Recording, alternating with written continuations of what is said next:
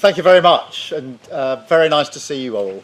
And Mr. President, let me welcome you again for this unprecedented second state visit. And it's a great pleasure for me personally to welcome you to my home from home here at Chequers. And thank you very much for taking the time to say hello to the staff, who are absolutely, they've done a brilliant job, and they've been preparing for weeks. And it's really so good to have you here. So thank you so much. You are among friends, and I think we all agree there's so much to celebrate in the special relationship between our two countries.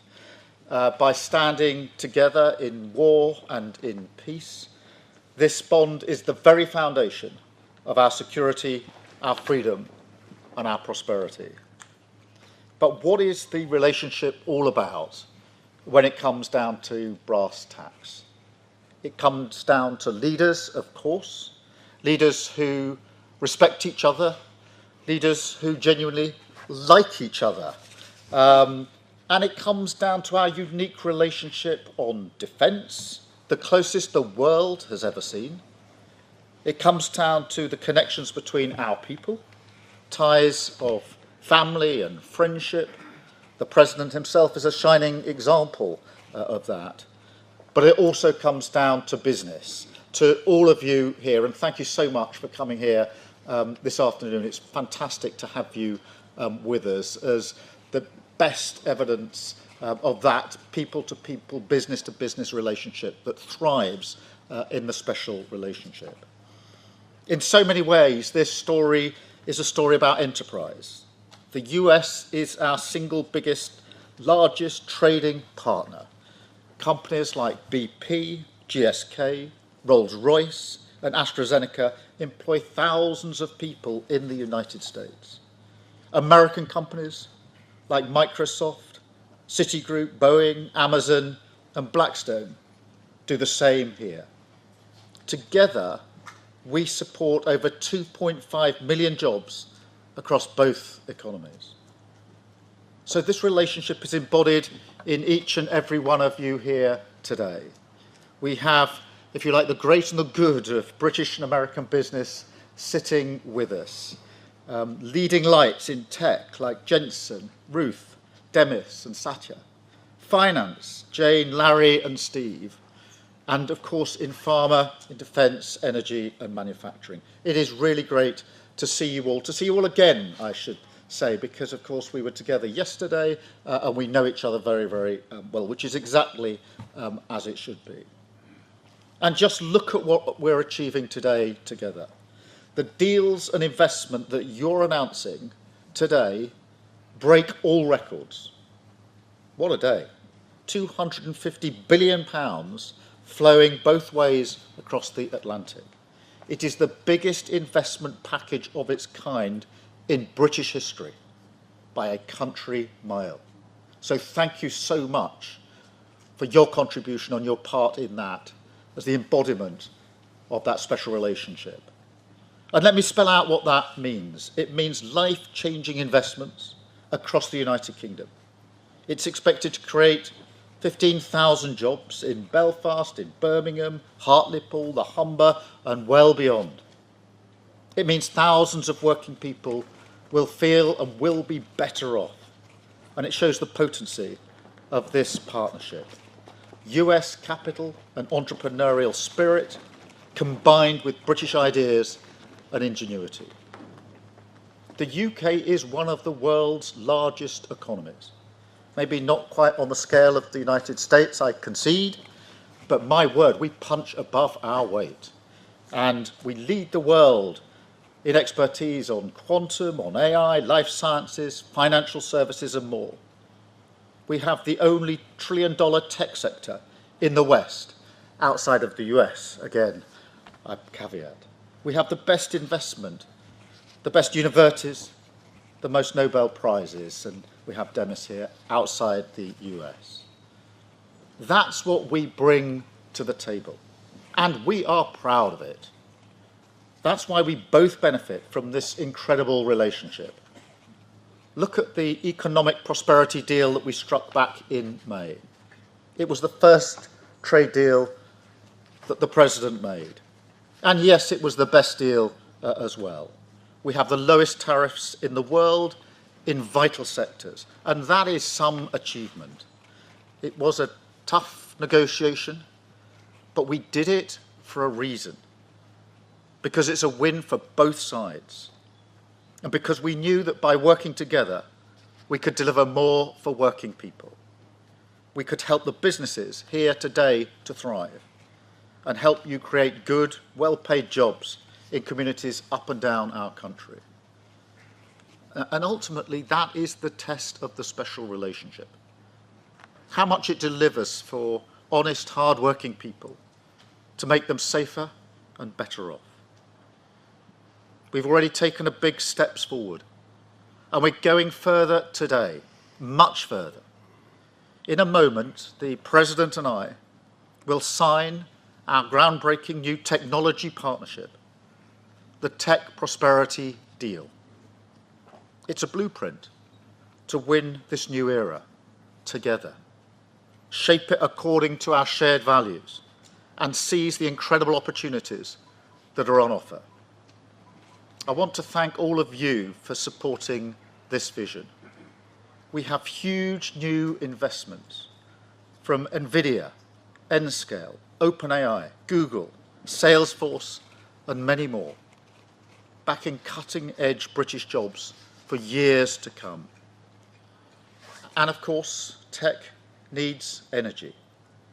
So to fuel this revolution, we've struck a new deal on civil nuclear power. We discussed this, Mr. President, last time we were together, and the opportunities we had. Generating energy for millions of homes and businesses, driving down bills on both sides of the Atlantic, and driving up energy security. So I want to thank everybody here for supporting this too, with brilliant job-creating investments from Momentum and others, including building up to 12 advanced nuclear reactors in the northeast. So this is a great day for the special relationship, a celebration of what has gone before, of course, but more than that, a moment to deliver investments, jobs, and deals which will improve people's lives now and light up the special relationship for years to come. So thank you all. And now it is my pleasure to hand the floor to my friend, our friend, President Trump. Thank you very much. Thank you, and great job.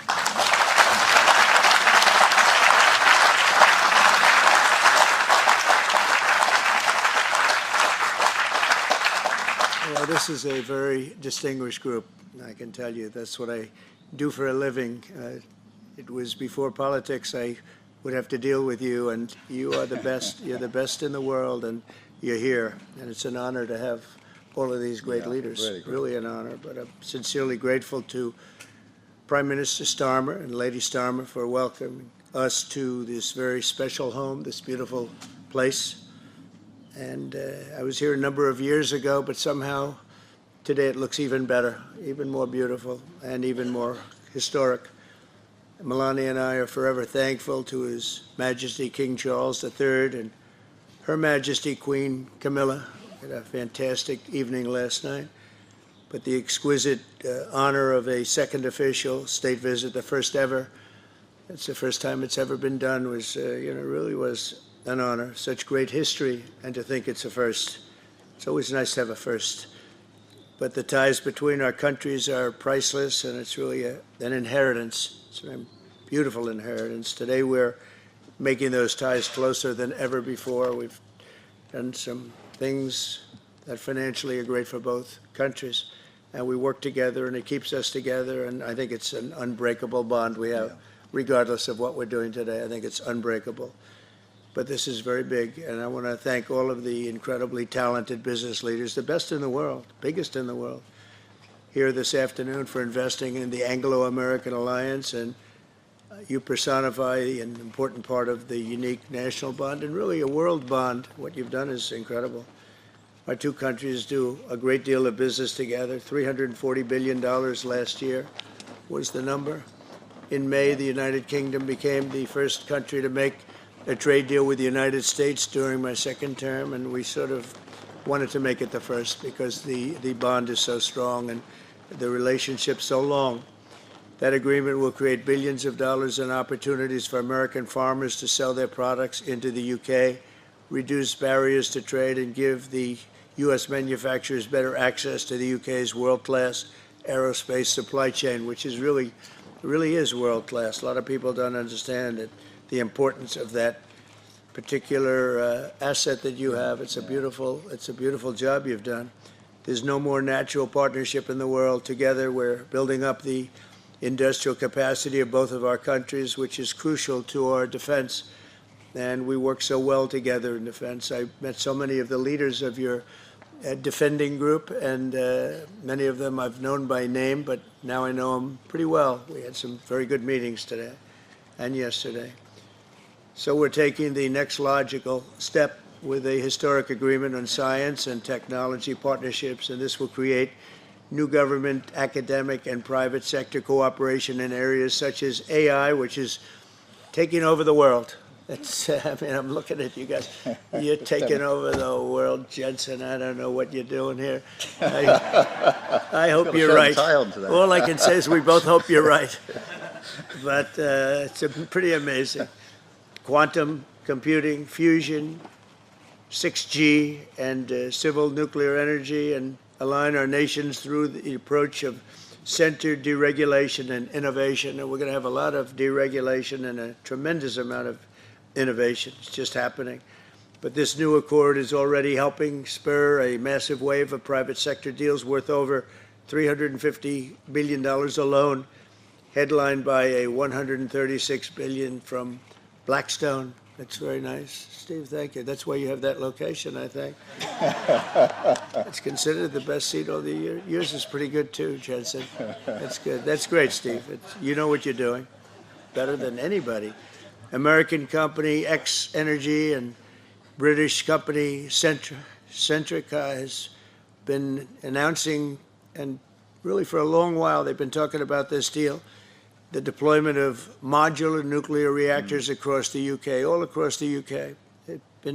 It's been in the wind for a couple of years, and now we're getting it done, generating more than $50 billion in economic value, creating up to 2,500 jobs, and powering 1.5 million homes. That's a lot of homes. 7 decades after British genius Alan Turing pioneered the field, this agreement will also help America and our British allies dominate the future of artificial intelligence. You need the energy. You have to have the energy. That's one thing I learned very quickly. They need a lot of electricity. In the United States, you need double what we have right now just to maintain that fight. We're right now, and I want to say, leading China and the world by a lot in AI, a lot. And we're creating tremendous amounts of energy and letting you create your own electricity in many, many cases. And we're giving you very rapid approvals. We're getting them approvals like they've never seen before. They used to wait 15 and 20 years to be rejected. Now they wait 2 weeks or 3 weeks to be accepted. That's a pretty big difference. And at the same time, we always have the environment in mind, but we move them along. But we're committed to ensuring that you have secure and reliable sources of American AI and quantum technology. We intend to always be the UK's strongest, closest, and most trusted business partner. Very important to us. The relationship is very important. 1 year ago, our country was in serious trouble. The King of Saudi Arabia, a great gentleman, you all know him. He said, "Sir, your country was dead 1 year ago, and now you have the hottest country anywhere in the world," and it's true. We'll have more than $17 trillion invested in our country this year, 17 trillion, which is many, many times what we had last year, and we're only in our just about almost 9th month, it's moving along quickly. It's amazing. I was saying we're in our 3rd month, our 4th month, our 5th month, but we're at, it's going to be over $17 trillion. No country has ever had anything like that, even close. GDP last quarter was 3.3%. Despite all of the things we're doing, one of the things we're doing, which I'm very proud of, is the border. We now have a totally closed border, totally secure for 3 months. 0 people came into our country, bad people. And they come in, but they have to come in legally. We have a great process going. And inflation is virtually non-existent. As you know, we're taking in trillions of dollars from tariffs, and they've been so incredible for our country, so incredible. We're keeping our companies happy. We're keeping them solid and sane, and they're very, very thrilled at what's happened. They can't even believe it. And we've never seen investment like this. Without the tariffs, we would have just a fraction of that. And we're really the only one that can do tariffs. Nobody else is able to do them. With us, it works because people have to be there. But we've slashed 30-year-old regulations. And as you know, in my first term, we had a very successful first term. We had the greatest economy in the history of our country. And we had the biggest regulation cut in the history of our country. And now we're doing it again. We're slashing them at a level that is even beyond what we did in the first term. The first term, we did more regulation cutting by 4 times at any other time that any other country has done or that we've done. And we think we're going to exceed that this time. And we'll have regulation, but it'll be sane regulation. It'll be regulation that allows you to compete and do your thing, or regulations that you're able to get around and do things and you no longer have that regulation. But we slashed regulations at a level that's never been done before, and we're doing it at the same level right now. I recently signed the largest tax cuts in our country's history, and the bill includes a 100% expensing for investments in equipment and factories. Nobody's ever seen anything like that, and it lasts for a 10-year period, so it's going to be there for a while. But the countries and companies are coming into our country for the expensing aspect of the bill. It was in I call it the big, beautiful bill, the great, big, beautiful bill. We got so much, the largest bill ever passed in the history of our country. In fact, so big that we really don't have to pass too much anymore. We can just do this for 4 years, implement. You know, I like to implement because the bills are wonderful, but you have to implement. But the expensing is going to be the reason, I think, that bigger than anything else, when you have 1 year expensing, you can write everything off in the first year, including structure. So you didn't even have that in the first bill. I think it was the biggest factor in the first bill why it led to such growth. And this is actually a better form of expensing, and it's actually more significant. So today, America is strong. Our economy is, I think, potentially the strongest it's ever been. We'll see very soon those big places that are being built all over the country. Car companies are moving in. AI is moving in. Everybody's coming in. They all want to be here. The drug companies are coming back. They all want to be there. They sort of have to be there, but they want to be there. But with this agreement, our cherished friendship with the United Kingdom is getting stronger and stronger. And again, I want to thank the Prime Minister. He worked very hard on this and getting this deal done. This is long in the making. They've been talking about it for a long time, and we got it done. And it's a real honor to be with you, and thank you very much. Thank you.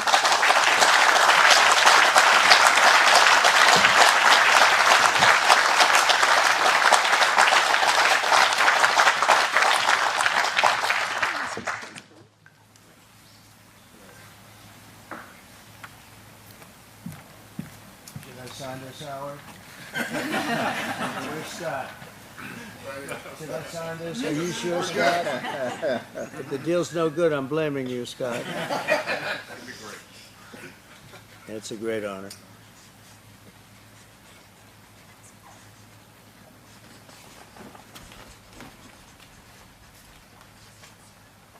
Thank you.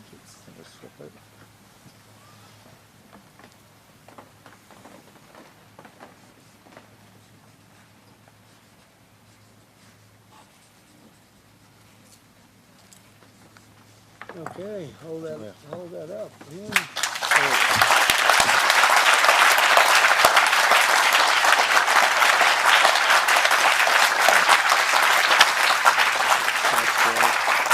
Second deal this time. Mr. President, Mr. Prime Minister, we're now We're going to take some contributions from our distinguished guests from the business community, starting with Sir Demis Hassabis, the co-founder and CEO of DeepMind. Thanks, Arun. It's a huge pleasure and honour to be here today, and thank you, Mr. President and Prime Minister, for your fantastic leadership on the US-UK tech prosperity deal. This partnership builds on a rich heritage of scientific collaboration between our two great nations, pushing forwards the frontiers of human knowledge and technical innovation. The fruits of that historical partnership, from inventing the forwards to the frontiers of human knowledge and technical innovation. The fruits of that historical partnership, from inventing the World Wide Web to mapping the human genome, have gone on to benefit all of humanity. In many ways, Google DeepMind, the frontier AI lab that I lead, is the modern embodiment of this wonderful transatlantic spirit of cooperation. With our two major research offices in London and California, now comprising the engine room of Google, and powering all of its